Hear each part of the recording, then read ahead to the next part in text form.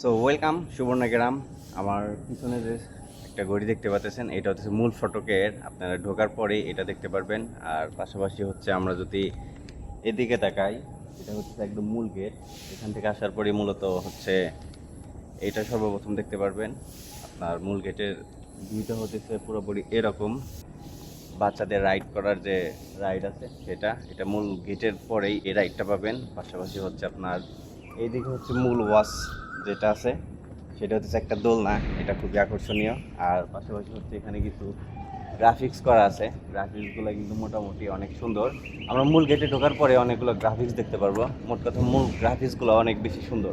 তো চলেন আমি আসলে পুরো পার্কটা আপনাদেরকে ঘুরে দেখাই, পার্কের কী কী আছে কোথায়।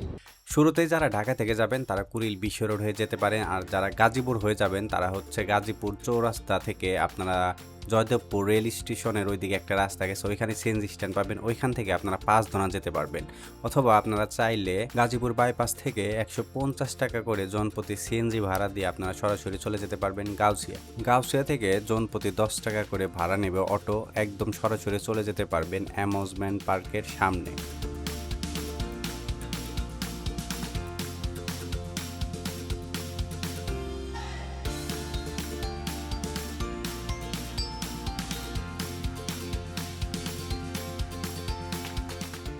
পার্কের ভিতরে ঢুকলেই দেখতে পারবেন বিশাল একটা পার্কিং এরিয়া আছে, যেখানে আপনি অসংখ্য গাড়ি পার্কিং করতে পারবেন।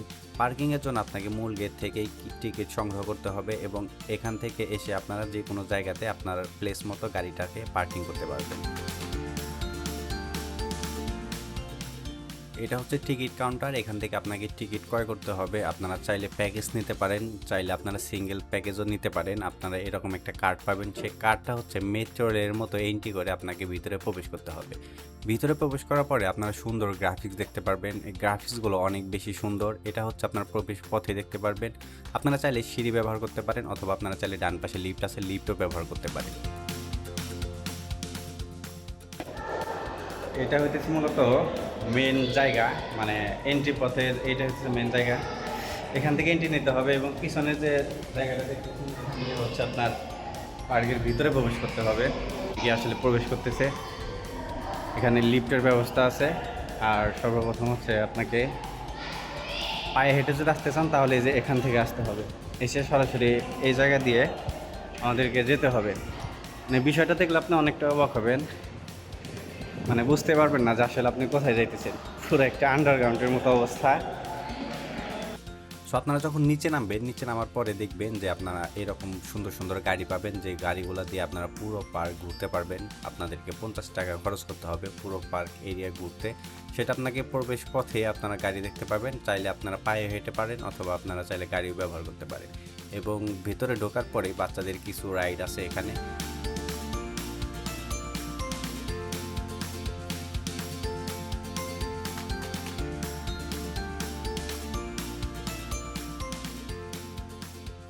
মেন গেটের সাথে আপনারা সকালে নাস্তা করার জন্য একটা রেস্টুরেন্ট পাবেন, যেটা নাম হচ্ছে বাংলা ক্যান্টিন। এখানে আপনারা সকালে নাস্তাটা সেরে ফেলতে পারবেন। খাবার সার্ভিস অনেকটাই ভালো, আপনারা চাইলে টেস্ট করতে পারেন। এবং দুপুরের খাবারের জন্য আলাদা রেস্টুরেন্ট আছে, ওইখানে আপনাদের জন্য দুপুরের খাবার প্রোভাইড করা হয়।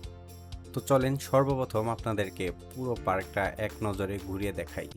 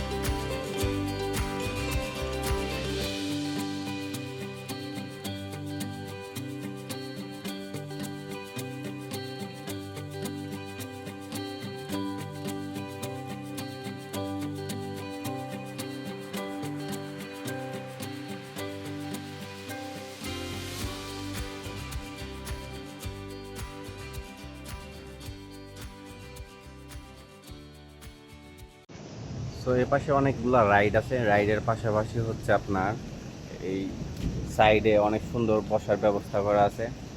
যারা অভিভাবক আছে অথবা বাচ্চা নিয়ে আসে, তারা দেখা যায় যে বাচ্চাদেরকে রাইড শেয়ারিংয়ে দিয়ে তাদের অভিভাবকগুলো হচ্ছে এখানে রেস্ট করে আর কি, বিশ্রাম নেয়। তো অনেক সুন্দর একটা প্লেস।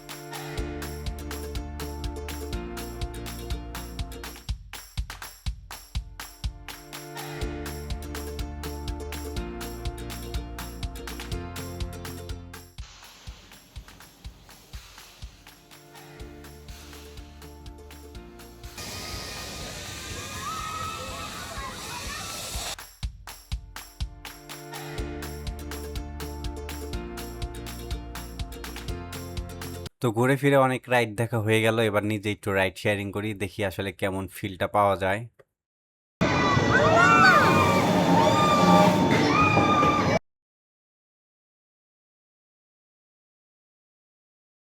জীবনে যদি কোনো পাপ করে থাকেন তাহলে এই রাইডটাতে উঠবেন, আপনি অবশ্যই উঠবেন, কারণ পাপের প্রায়শ্চিত্ত আপনাকে এখানেই করতে হবে। এত একটা ডেঞ্জারাস রাইড এটা, যা কল্পনার বাহিরে।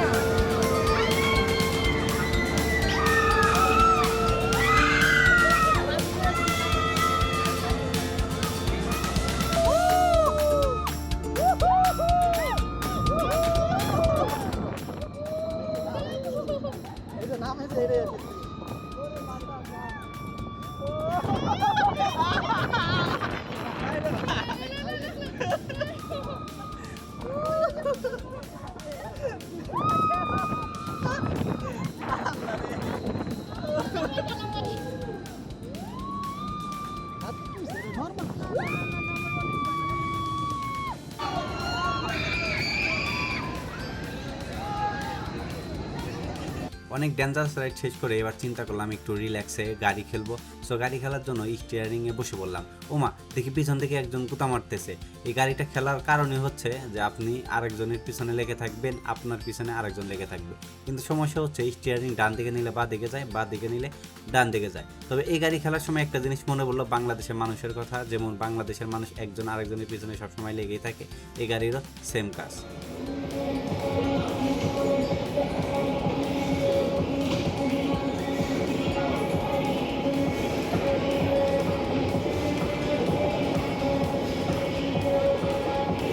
তো অনেক সময় ধরে গাড়ি চালিয়ে এখন চলে আসলাম হাওয়া খাওয়ার জন্য স্পিড বোটে। তো স্পিড বোট রাইড শেয়ারিংয়ে আছে এখন।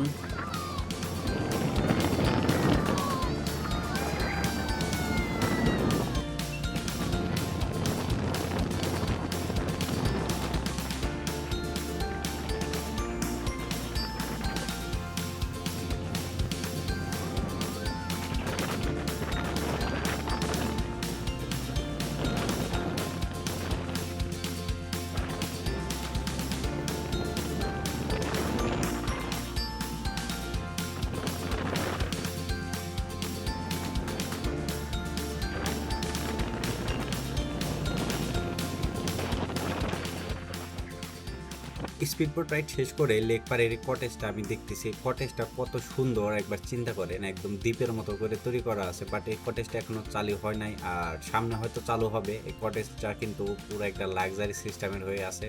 তো অনেক ঘোরাফেরা হয়েছে, এখন দুপুরের খাবার খেতে হবে। অবশ্যই এখন বিকেল হয়ে গেছে। আপনারা সুবর্ণগ্রাম আসলে অবশ্যই সকাল সকাল আসবেন, না হলে সারাদিনে ঘুরে শেষ করতে পারবেন না। আর এই রেস্টুরেন্টের নাম হচ্ছে পদ্মা রেস্টুরেন্ট। সো আমাদেরকে দুপুরে এখান থেকে খাবারটা শেষ করতে হবে। এই রেস্টুরেন্টের ভিতরে আমি সবচাইতে বেশি অবাক হয়েছে এইটার স্পেস দেখে। হিউজ পরিমাণে স্পেস আছে, এখানে অনেক মানুষ একত্রে খাবার খেতে পারবে। আর সবচাইতে বেশি ভালো লাগছে এখানকার খাবার পরিবেশনা করার সিস্টেমটা।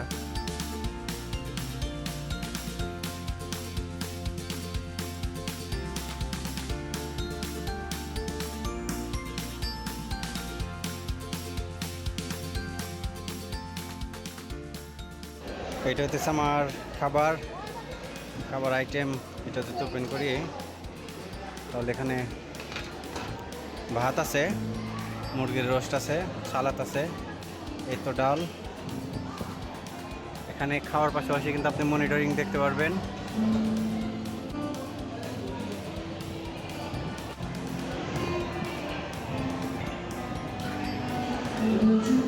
খাবার দাবার শেষ করে আমরা চলে আসছি সাফারিতে যাব। এখন সাফারি যাওয়ার জন্য আমরা লেক পাড়ে চলে আসছি। তো লেক পাড়ে এখান থেকেই আসলে মূলত গাড়ি আছে সাফারিতে যাওয়ার জন্য। সেই গাড়ি করে এখন সাফারিতে ঘুরতে যাব।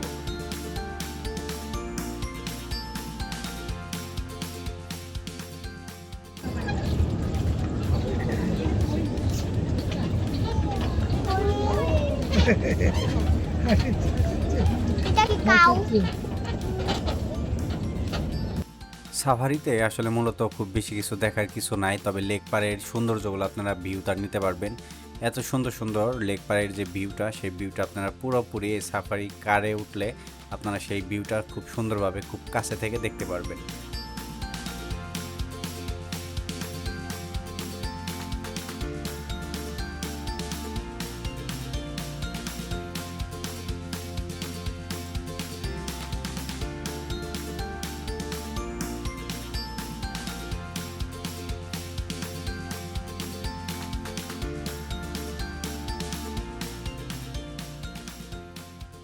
জাহাজ টাইপের যেটা দেখতেছেন এটা মূলত একটা কটেজ, এখানে আপনারা থাকতে পারবেন। বাট এটা এখনো চালু হয়েছে কিনা সেটা এখন আমার জানা নাই, তবে দেখতে কিন্তু খুবই সুন্দর।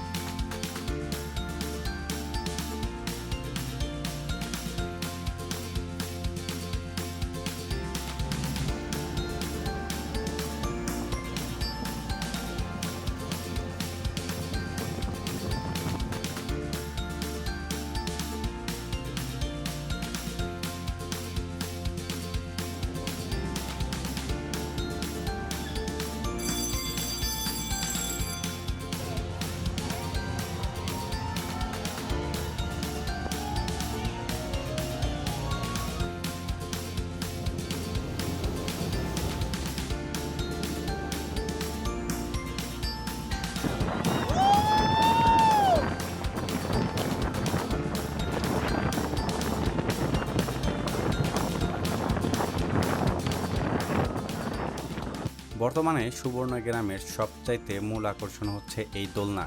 এই দোলনা রাইডটা এতটাই রিস্কি এবং এতটাই আকর্ষণীয় যা বলার বাহিরে। শুরুতে এমন ধীরে ধীরে গতি দিয়ে তারপরে এত পরিমাণে গতি দেয় যেটা আপনাকে ওখানে বসে থেকে হ্যান্ডেলিং করা খুবই কষ্টকর, যা আমরা ভিডিওতে দেখেছি এবং আমি নিজেও ফিল করেছি। এই রাইডটাতে আমি খুবই অসুস্থ হয়ে যাই। এই রাইড করার পরে আমার পাশে যে ছেলেটা বসেছিল তার অবস্থা দেখে আমি রীতিমতো অবাক হয়ে যাই। মানে হ্যান্ডেলিং করা খুবই কষ্টকর, প্রচুর পরিমাণে বাতাস। এদিকে আপনারা সুইমিং পুল পাবেন, লেকের আশেপাশে হচ্ছে সুইমিং পুল আছে। মেন রাস্তা থেকে আপনারা দেখতে পারবেন সুইমিং পুলটা, পার্কে যে রাস্তা আছে সেখান থেকে আপনারা সুইমিং করতে পারবেন সারা দিন। সুইমিং পুলটা ছোট হলেও অনেক সুন্দর। আমি সন্ধ্যার দিকে আসছি, দুপুরের দিকে আসলে অনেক হিউজ পরিমাণের লোক ছিল এখানে। সো আপনারা লেকের পাড়টা মিস করবেন না কখনোই।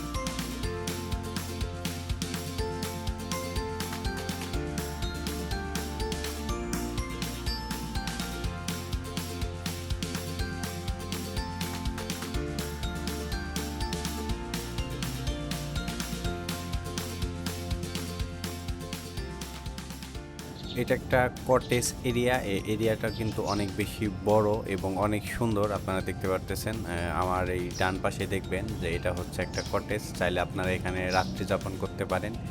এটা এখন মেবি চালু আছে। আর আপনারা এই পরিবেশটা দেখতেছেন, পরিবেশটা আসলে কতটা সুন্দর, একদম ন্যাচারাল পরিবেশ।